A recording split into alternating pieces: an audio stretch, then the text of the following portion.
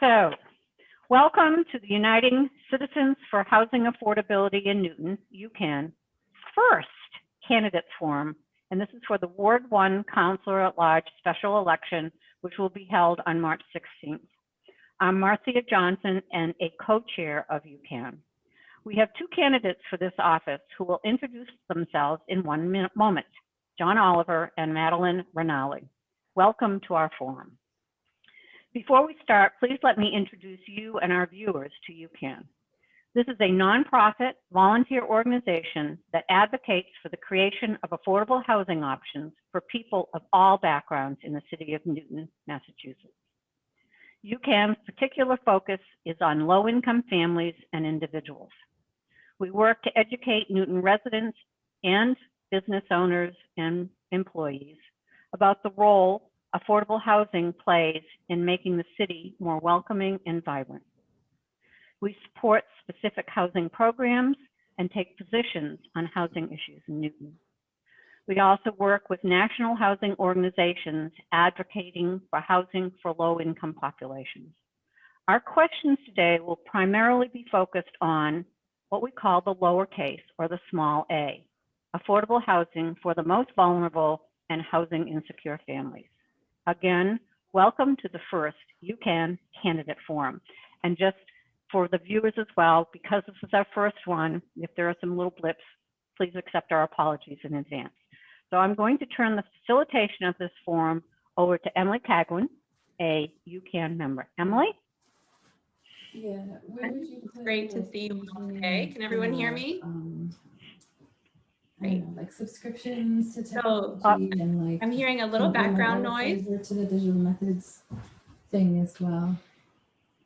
Okay. Perfect. Yep, okay, great. Sorry Okay. about that. First glitch out of the way. Hopefully it's smooth sailing from here. Okay, so the candidates received the format and ground rules earlier, but here is a quick overview. Each candidate will have 1 minute to introduce themselves. We will then move to a series of questions directed at the two candidates and will then alternate between them starting in alphabetical order. Response time will be 90 seconds. Melissa will be our timekeeper. She will be timing the responses and give the candidates a 30-second and a 10-second warning in chat. When time runs out, a sound will let them know when they have run out of time. Questions were collected and developed in conjunction with UCAN members who are not affiliated with any candidates in the race. We will finish with a 90-second closing statement from both candidates in reverse alphabetical order. We will ask the candidates to mute their screen when it is not their turn to speak. We will start with the 1 minute opening statement from each candidate. Going in alphabetical order, John, you are first. Thank you. Great, thanks for that. I appreciate it. My name is John Oliver, and I'm running for City Council because I can help navigate to the Newton that we want and retain what we already love about Newton. 18 years ago, my wife and I chose Newton as our home, and we currently have a son who's in 9th grade at Newton North. I'm focused and involved in Newton communities. I've been a PTSO co-treasurer and co-president, currently co-president at Newton North PTSO. I'm an appointed board member at Newton Community Ed. I'm a co-founder at Newton Athletic Fields Foundation and a volunteer at Newton's Food Pantry. I'm focused on 3 things here in Newton. I want to pursue a diverse, informed, and engaged community. I believe in clarity and transparency in our conversations, and I'm an advocate for our best Newton. I will be an open and accessible city councilor. I will ask questions and listen to your answers. I want to represent you on city council. Thank you. Thank you, John. Maddie, you're next. Awesome. Thank you so much, Emily, and to everyone involved in UCAN for hosting this event and for all of the work that you do in Newton to advocate for the creation of housing, especially for low-income households. It's really so great to be here. My name is Madeline Rinaldi, but you can call me Maddie. I am a lifelong Newton resident, a Newton Public Schools graduate, a political advocate, and I'm running for Newton City Council at large from Ward 1. I've really grown up around public service here in Newton, and I'm part of a generation of young people who are stepping up politically to address some of the most urgent problems that we face and who want to create a more just and equitable future. And there's no issue more relevant or crucial to this more equitable future than affordable housing, and specifically housing serving low-income households that allows our city to be accessible and attainable for more than just a select few. There is so much that our city can do to bolster public investment and to leverage state resources to support low-income residents. So I can't wait to get into our discussion today.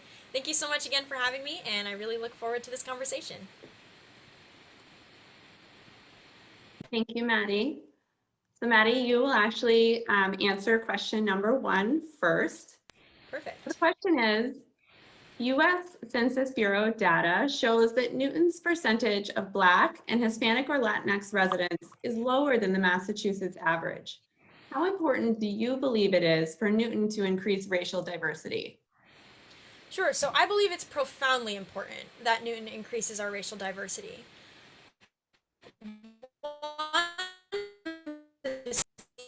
Communities and, whether it's neighborhoods, companies, places that people congregate, we get better outcomes when we have a diverse set of people working and living together. I think Newton has a particular responsibility to commit to doing this, not just in our housing conversation, but as we think about how we tackle public safety and our economic development of our city, to address decades of deliberate residential segregation, whether it was through the construction of the Mass Pike in 1962 or deliberate discrimination from the VA in Oak Hill Park, that we really right those wrongs and we think about the burden that we have to make our city accessible and attainable for residents of color, which can happen in so many ways. If we think about how we can really put public investment and advocacy behind creation of deeply affordable housing, also how we can think about changing our local preference rule to allow for folks outside of our city, which we know is primarily white, to come into Newton and call our city home. And lastly, I believe it's really important to create a city that's environmentally, culturally conducive to residents of color feeling safe and welcome. Because if we have widespread incidents of hate and bias that are swept under the rug, if we have cultures of social exclusion that aren't being dealt with, Newton, regardless of logistical barriers, is not going to be a place that people of color feel safe or wanted in. And that also needs to be a big part of the conversation. Thank you, Maddie. John, would you like me to repeat the question? No, that's okay. Thanks, Emily. Appreciate it, though. So I think racial equity is not only a challenge here in Newton, but obviously it is a national issue that is pervasive throughout our entire country. And 2020 was an important year for racial justice as a movement. And it's something that I think Newton needs to continue to contribute to solving.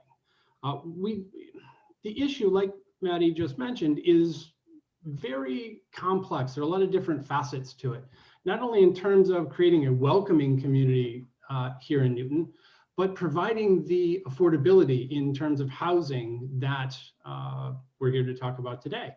I think that we need to also create ways to build a more diverse workforce, not only in terms of attracting a diverse workforce, but retaining a diverse workforce. How can we create more economic development within Newton in terms of small business ownership for the BIPOC community here in Newton? And we need to continue the conversations that are ongoing, not only in our schools, but in our community and in our living rooms. All three of those levels have to work together to solve this challenge that seems to be just pervasive in our communities around the country. Thank you, John. Moving on to question number 2, and John, this time you'll answer first. Racial disparities in housing opportunities persist today, the result of decades of racist policies such as segregation, redlining, blockbusting, and predatory lending. What specifically can you, the City Council, and the Newton community do to improve racial and economic equity in housing?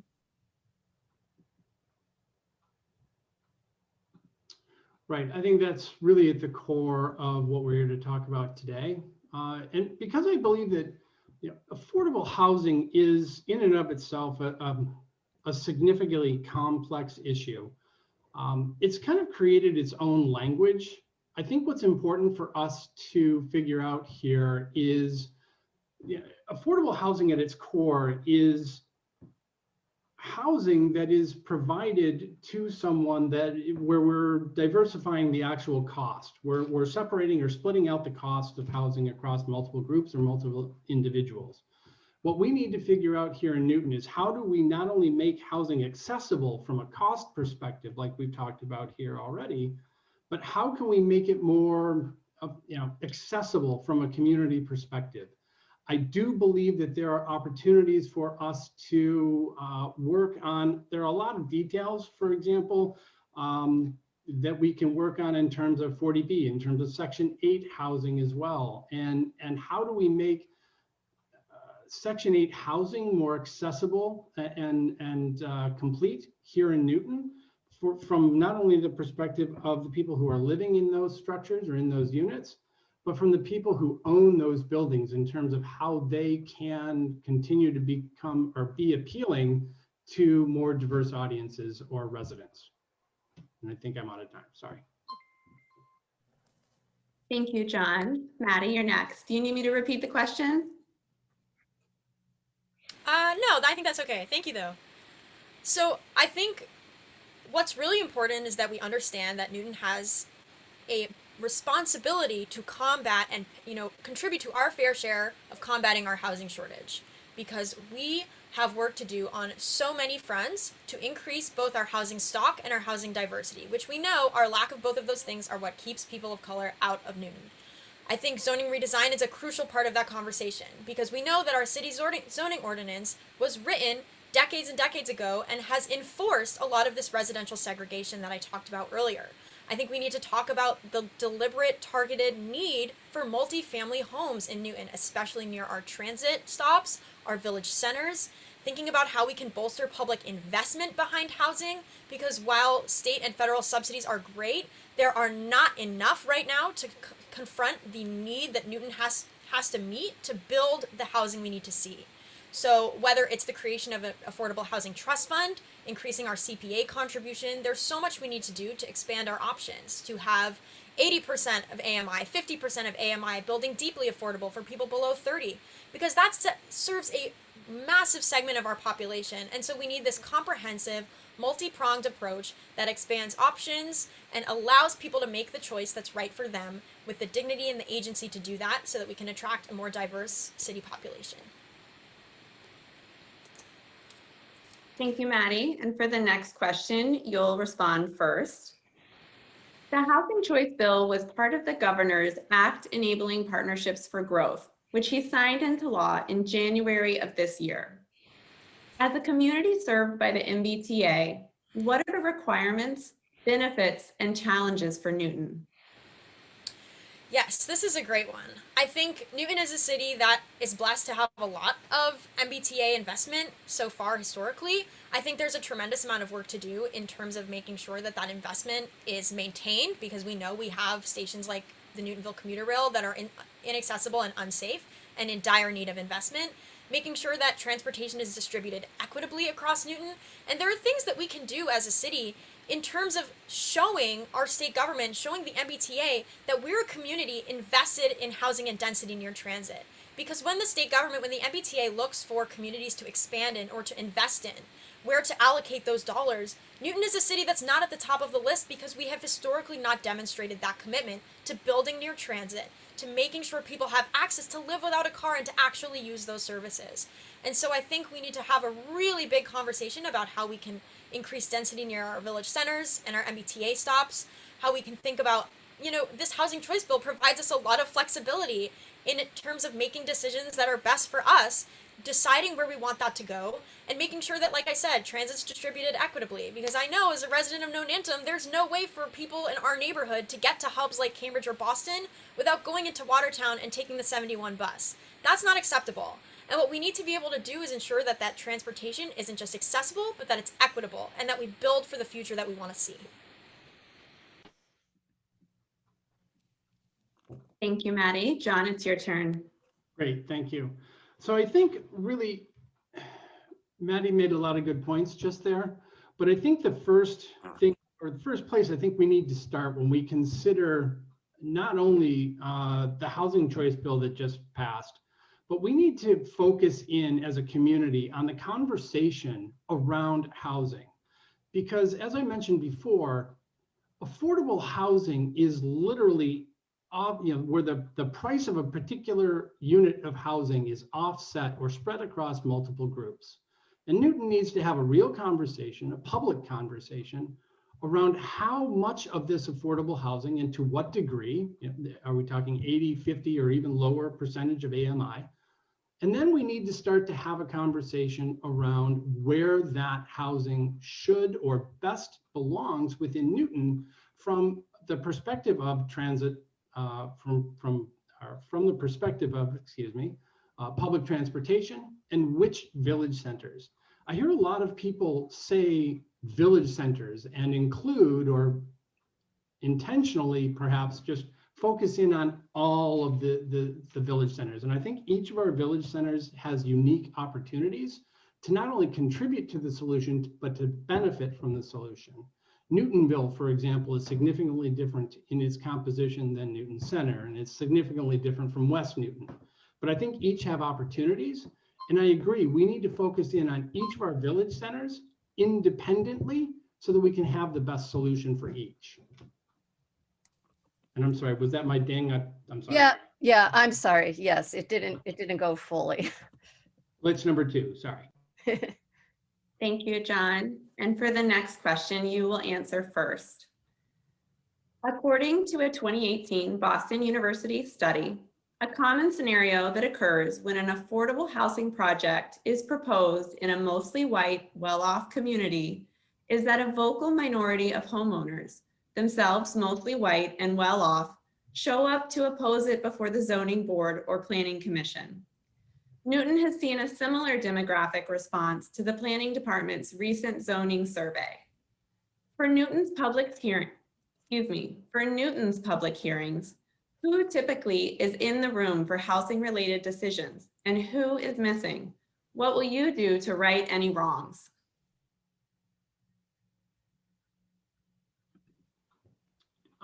Just for clarity's sake, do you mean like literally who's missing from the conversations from like who's not in the room during the conversation, or who's not being heard in the conversation? I think what demographics, what residents are not present in those conversations? Okay, so I'll take it from a broad level. Okay, thanks for the clarification. Of course. So really interesting to note is we've seen a big shift over the past almost year now that we've been in shutdown. I think that there has been a significant advantage brought to these conversations by the use of the tool we're using today. Zoom has brought a lot more, from my perspective anyway, a lot more participation into these conversations. I do believe that previously having to go literally physically to City Hall has been an obstacle for a lot of folks. I believe that you're also talking about the NIMBY phenomena when we talk about people who when you talked about Riverside, we had folks from Lower Falls who were more directly impacted by that development. I think in terms of which voices are missing, quite frankly, I think a lot of voices are missing from these conversations here in Newton. And as I mentioned in my opening, that is one thing where I believe that Newton as a city can do a much better job in helping, like you guys did at UCAN in the 101 video you put together. Let's start with the facts and then let people make decisions about their opinions and ask informed questions from there. Thank you, John. Over to you, Maddie. Awesome. So I first just want to touch on a point that John made, and then I'll pivot a little bit. But I think while it's great that groups like UCAN are stepping up to provide this knowledge and to build this communication, that's not their job. That is a burden that falls on elected officials and our city's government to make sure that the work that we're doing, the goals that we've set, and the processes that we're on are not just accessible but digestible to residents, that they're able for us to engage with. And that's why we need a lot of overhaul in terms of our public hearings process, how we engage our residents, because right now we are leaving out a significant population of our city when we conduct political engagement. I think the loudest voices in the room, the people who are able to physically show up and voice opposition, are disproportionately white, they're disproportionately wealthy, and they're disproportionately property and homeowners. And that leaves out working parents, it leaves out young people and students, disabled residents, renters, and those are the voices who are often the quieter ones, but are not getting as much, political attention and action on their advocacy because they don't have the privilege to physically be there and voice their opinions. I think there's tremendous work we have to do in terms of making our city's political happenings more accessible, in terms of extending virtual public comment after the pandemic, providing asynchronous opportunities so that you don't have to come to a meeting at the same time on a weeknight, which is not possible for many parents, making sure that we really commit to engaging all sorts of residents, because the burden is ultimately on us as a city to do this work. Thank you, Maddie. And you'll respond to this next question first. As neither of you are current office holders, we want to look at the work that you've been doing as private citizens. What steps have you been taking to advocate for Newton's lowest income residents and housing? That's a great question. So I think what is really deeply important to me is that as a resident, I seek out, learn from, and act on the advocacy of folks like UCAN, like the incredible Josephine McNeil, who've been doing this work for a really long time. I was so honored to read her remarks at an affordable housing rally this past summer, and to march alongside other young people for whom this is a deeply important issue, because we understand that we have a stake in the future housing landscape of this city.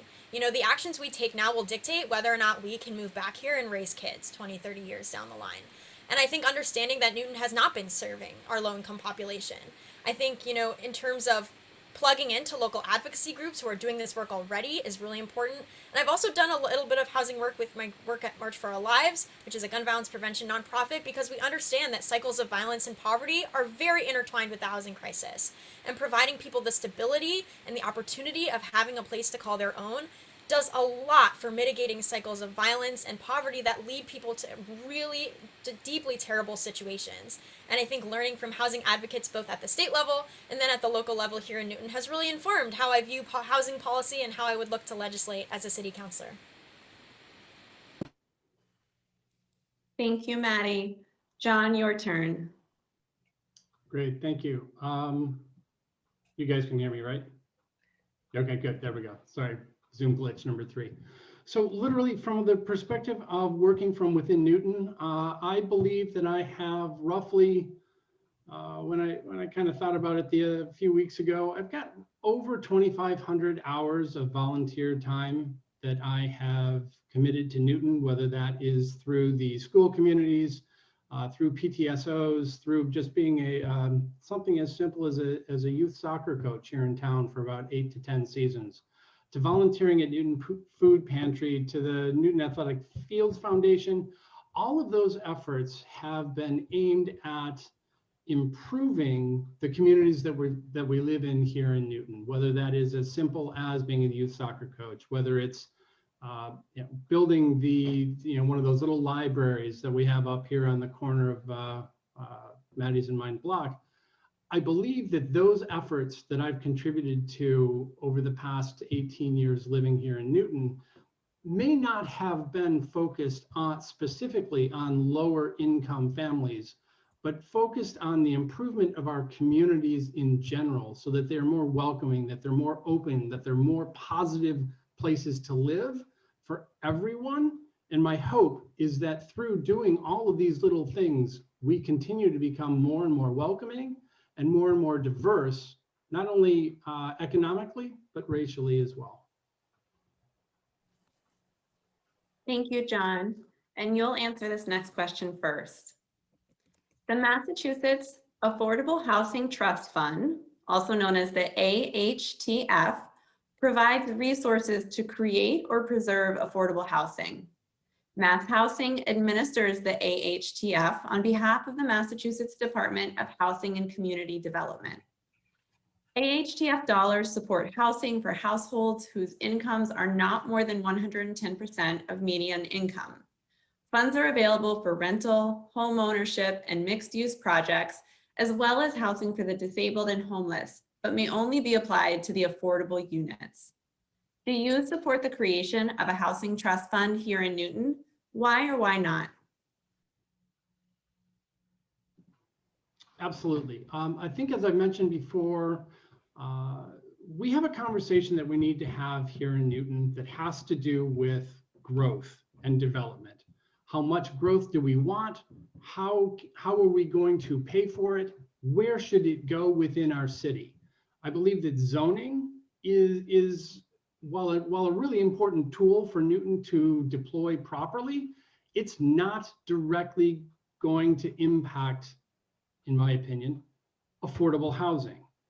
It is one of those tools, but not the best tool. I think an affordable or a housing trust is a fantastic method we need to explore. I think that we should be approaching this from the perspective of how do we get funds into this trust? Is it through development? Is it through the transaction of a sale of a home here in Newton, or any or all homes here in Newton, as well as increasing the opportunity that we have available to us through CPA funds as well? I think all of these tools together need to be used in conjunction with each other so that we can provide the best housing opportunities, not only for workforce, but lower AMI throughout our entire city. And as we've talked about here today, I think that UCAN has, in your 101 presentation, did a great job of outlining all the resources and experts that are already here in Newton to leverage.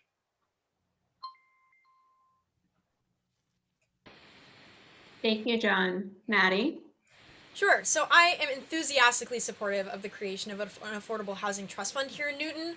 I think it's an incredibly important tool that we see other cities and towns have taken on and use in a really dynamic way, because a trust fund allows us the flexibility to jump at opportunities when they arise, instead of sitting on our heels, not being able to muster the resources to be competitive when land becomes available, because we know land prices in Newton are really expensive. I think, though, it's one thing to create an affordable housing trust fund and even another to fund it. But it's another thing to make sure that that trust fund is empowered with the authority to spend that money, and that it's actually made up of housing professionals and advocates who have the specific jurisdictional authority to approve those projects and to move them forward. Because if we want this trust to be dynamic and to actually, give us the affordable housing results that we want, it needs to be able to make those decisions. I think in terms of funding it, I support raising our city's CPA contributions, which is currently at 1%. We should also explore potentially a home rule petition that would allow us to incorporate a real estate transfer tax on the burden of selling properties of over $1.5 or $2 million to fund the trust. What we want to do— Maddie, your time is up, I believe. Oh, no. So, no, no.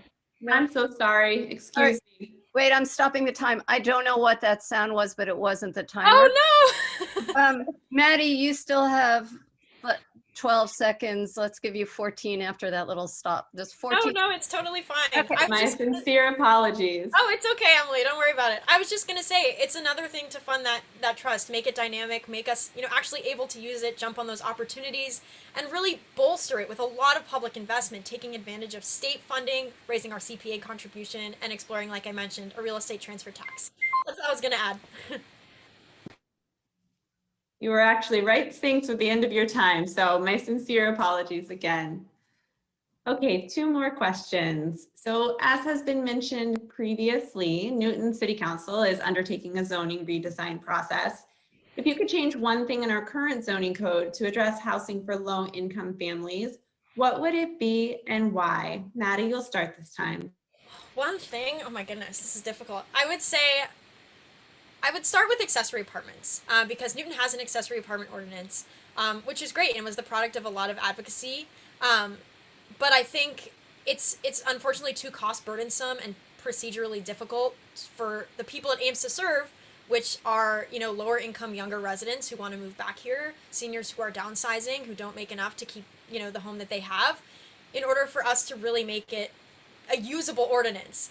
I'd say also as we move into the village center section of our, our zoning code, there's potential to incorporate a layer that incentivizes deeply affordable housing developers to build, multiple units at a time through various incentives that relate to whether it's transit subsidies or anything like that, that would allow us to build in that low income affordability near public transportation and in our village centers in a way that works. So I think those are probably the two things that I would explore, but we could have this conversation all day. Thank you, Maddie. And John? Could I interrupt for a second? I heard that little da da da da da. I don't know whose computer that's coming from, but that's I think not. it might be mine. Yes, it's Okay. not the timer. I'm so sorry. It's not the timer, and it's a higher pitch, and I'll just let it go until you stop. Okay, sorry. Please go ahead, Emily. Oh, you know what? I need 1 second to get back to this. Okay, Emily, take it away.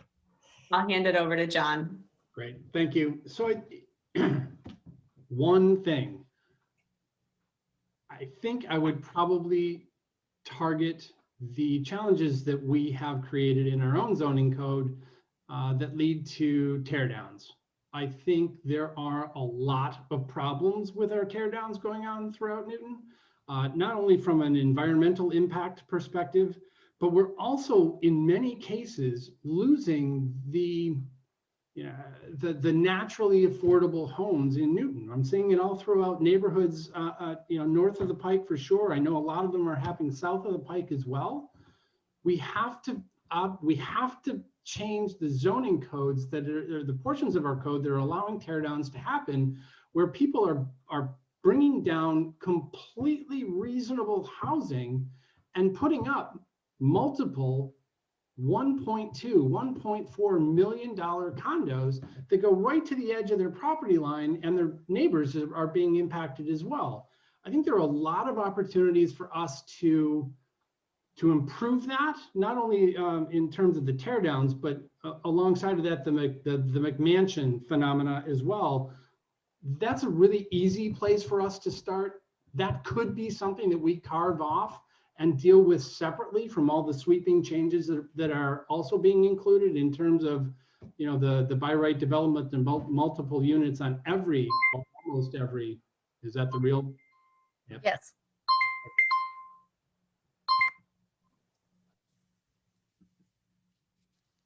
Thank you, John. Okay, we have come to our last question. The candidate who wins this election will be fulfilling an existing term of office. Following Councilor Sacconi's untimely death, you will be assuming his committee assignment on finance and public safety and transportation. What actions will you take to move the conversation towards efforts in the scope of those committees that encourage and support affordable housing in Newton? John, you're first. Great, thank you. So I think I'll start with the Finance Committee, because I think that there's a big opportunity within finance to bring about some of the changes we've talked about here today. I do believe that we need to have a public conversation around the topics of a public housing trust, about the idea of increasing the contribution to CPA funds. Maybe we need to consider allowing people to opt up to 2 or 3% contributions within the city. Perhaps it needs to be based on property value, whether you're at 1, 2, or 3% contributions. Then I want to have a conversation about how we are going to allocate those funds to certain types of affordable housing, whether that's workforce, whether that's even 100% API, 80% or AMI, as well as 50 and even lower. So I think from a finance perspective, there's a huge opportunity. From public transportation, what I'd like to get at or have a conversation around as well is how do we improve our roadways for diversity of use across the city, so that we're providing better access to the public transportation that we have throughout our city. As we know, we've got multiple corridors like Washington Street, like we've got Route 16 and Walnut Street, that are prime targets for road improvements for all uses. Sorry, I keep hearing that dinging in the back. Thank you, John. And Maddie, your turn.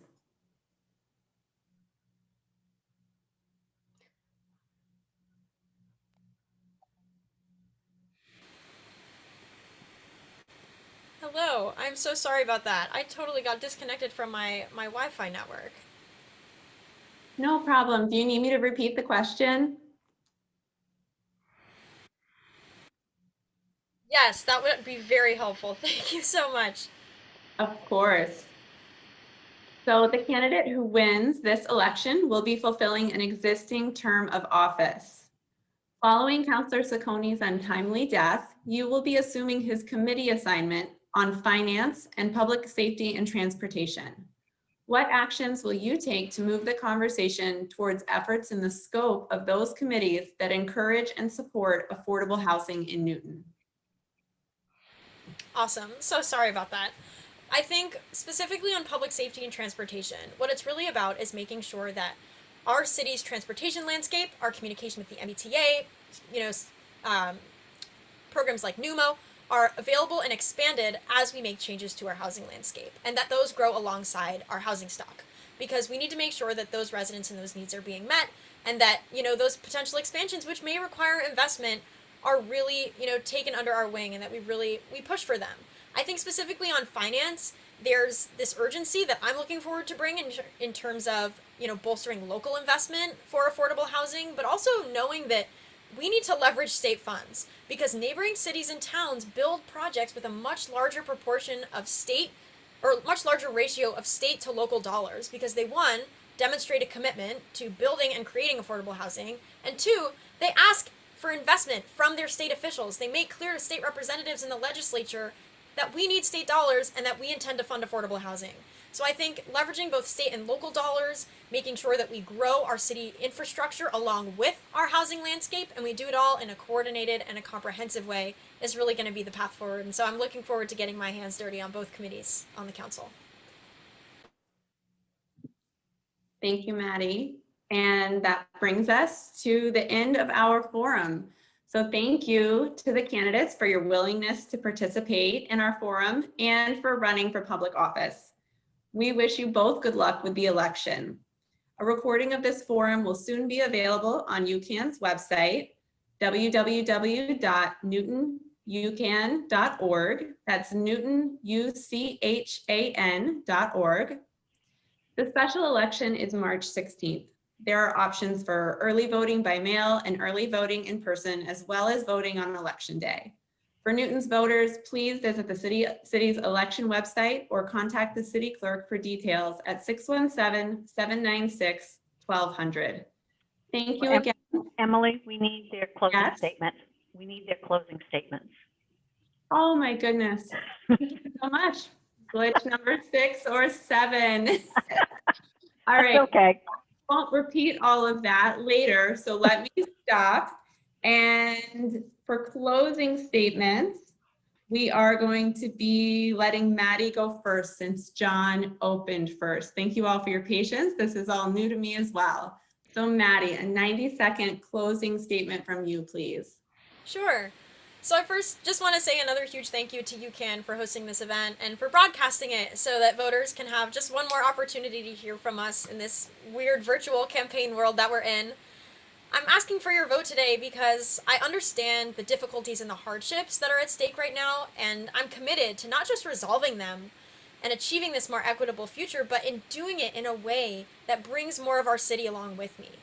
I believe it's one thing to express support for issues like deeply affordable housing, but it's another to understand the nuances and complexities of that issue and to pursue bold, brave decisions to accomplish it when it's not necessarily the easy or convenient thing to do.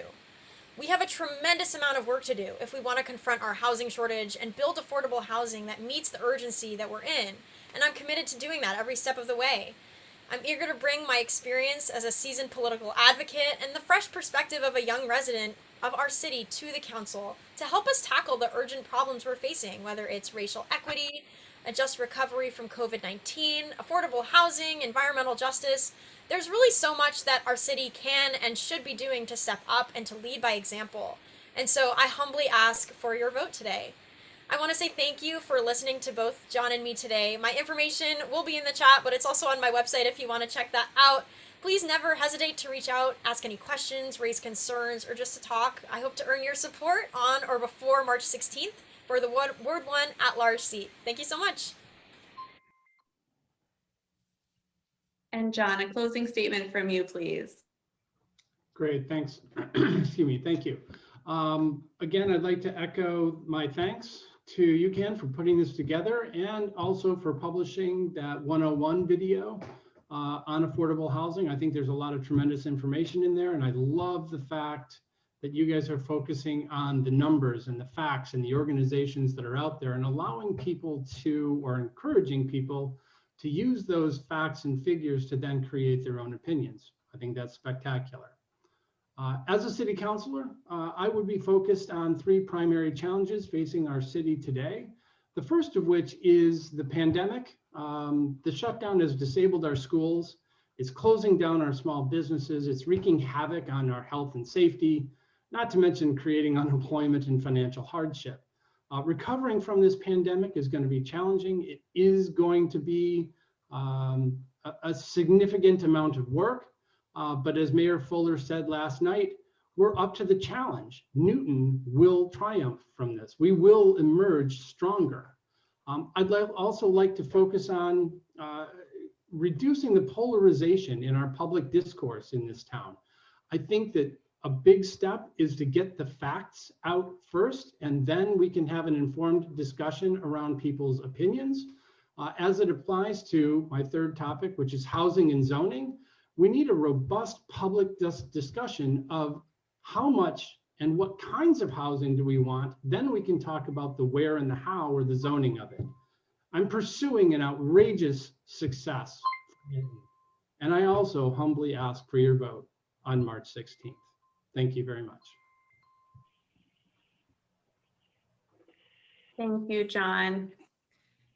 And thank you all for your patience. Sorry for that reverse order. Now we have come to the end of our forum, and I will just wrap by saying thank you again to everyone for joining us. And please remember to vote on or before Tuesday, March 16th. Thank you. And thank you all. Congratulations to both candidates.